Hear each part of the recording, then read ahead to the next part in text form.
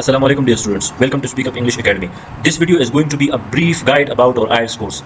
सबसे पहले बात जो है हमारी IELTS में 4 मॉड्यूल्स होते हैं। लिसनिंग का मॉड्यूल जो है इसमें 4 पार्ट्स होते हैं और इसमें 40 क्वेश्चंस होते हैं। सबसे पहले इसमें multiple choice question, form completion, map labelling, sentence completion, matching information, ये सब टाइप के क्वेश्चन जो है ये कभी भी आ सकते हैं और किसी भी पार्ट में आ सकते हैं। इसको 4 पार्ट्स में इसलिए डिवाइड किया गया होता है कि पहला पार्ट जो है वो कंपैरेटिवली थोड़ा सा ईजी होता है और स्लो पेस होता है। उसके बाद दूसरा पार्ट थोड़ा सा हाई पेस होता है और थोड़ा सा कम्प्लेक्स होता है और ऐसे ही लास्ट पार्ट तक जाते जाते जस्ट थोड़ा सा कम्प्लेक्स हो जाता है। तो इस पर हम लोग प्रैक्टिस करेंगे और इसका हमारा कोर्स इस तरह डिजाइन किया गया है कि हमारे सारे जो क्वेश्चन टाइप्स है वो इसमें कवर किए जाते हैं।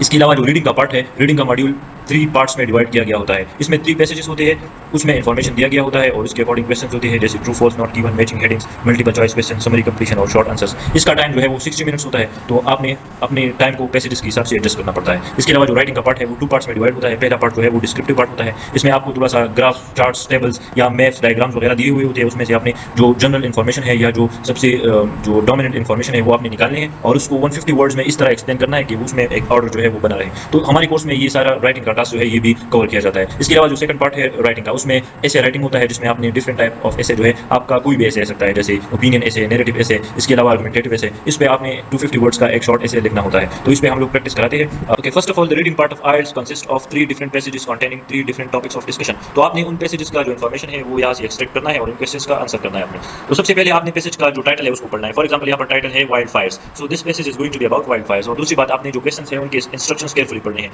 जैसे यहाँ पर इंस्ट्रक्शन दी हुई होती है कि use a maximum of 3 words, हमें यहाँ पर 3 वर्ड्स में आंसर करना है। तो आपने ये देखना है, कई बार यहाँ पर 2 वर्ड्स की डिमांड होती है, कई बार 3 वर्ड्स की, कई बार जस्ट 1 वर्ड की। तो आपने ये इंस्ट्रक्शन जो है आपने केयरफुली पढ़नी होती है।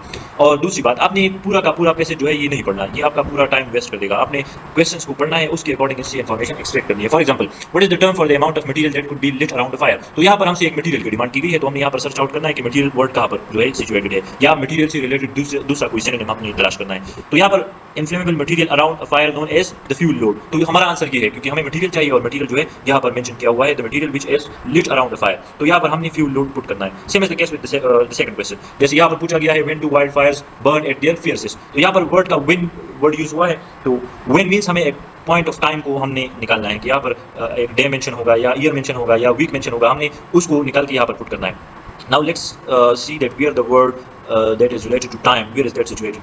So as you can see here that consequently wildfires tend to rage in afternoon. तो यहाँ पर आफ्टरनून जो है ये एक पॉइंट ऑफ टाइम है और ये हमारे सेंटेंस की पूरी मीनिंग को जो है मॉडिफाई करता है या उसको पूरा करता है। तो यहाँ पर हमने आफ्टरनून जो है वो ऐड करना है। याद रखिए कि यहाँ पर आपको जो वर्ड लिमिट दी हुई होती है आप उससे कम लगा सकते हैं, लेकिन उससे ज़्यादा आप नहीं लगा सकते। तो same is the case with other IELTS questions regarding reading, like the true false, not given, matching sentence information, matching paragraphs in their headings. तो इन सबको आंसर करने की आपने डिफरेंट टेक्निक्स जो है वो होते हैं।